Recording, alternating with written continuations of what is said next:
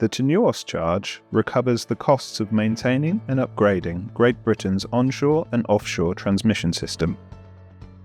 In 2026, we expect TNUoS to account for around 7% of the electricity bill for a typical low-voltage, site-specific customer. However, TNUoS will vary by location and customer type. Looking at TNUoS as a proportion of all network costs, it makes up a whopping 28%. This covers the high-voltage power lines and other infrastructure, including the wind farm connectors and undersea bootstrap cables. The transmission system operates at very high voltages. It is responsible for flowing bulk flows of power from the transmission system down to local distribution networks, where most end customers are located. And it's also responsible for flowing power to and from interconnectors with other countries. You can think of these high voltage lines as the motorways of the energy system. A few very large power consumers are connected at this level.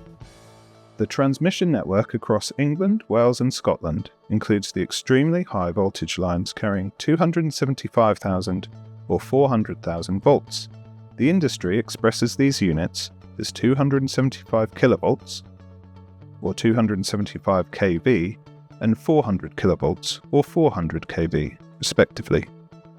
And, for historical reasons, in Scotland, the 132 kV network is also classed as transmission network.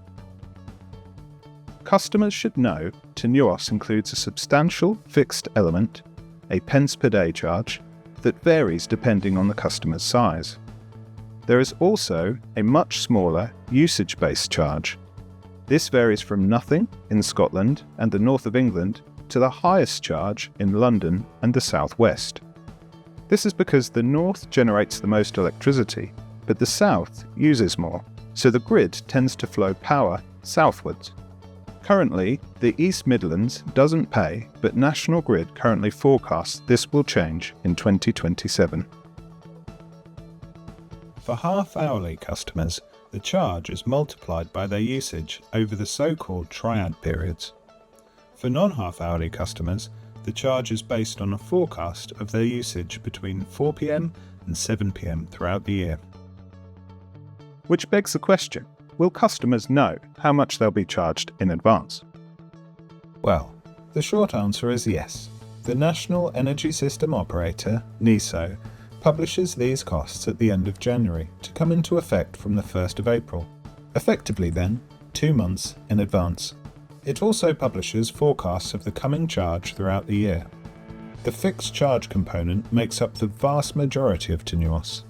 For the small variable element, while we know the charge, each customer's consumption is only forecast.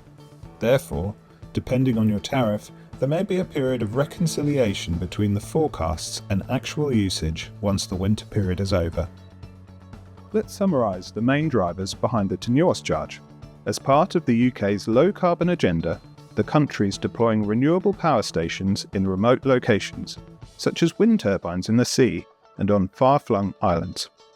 To deliver this power to end customers, Ofgem has approved significant investment in Great Britain's transmission infrastructure. However, this leads to higher costs for all of us. So raising the TNUoS charge helps to recover some of these costs.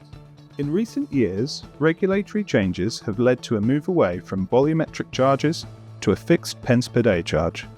Also, in addition, how charges are recovered can be altered by changes to the industry code, the CUSC, that underpins TNUoS recovery, as can changes to applicable demand and meter numbers. So there you have it. To understand more about the other TPCs, please check out our other TPCs Explained videos.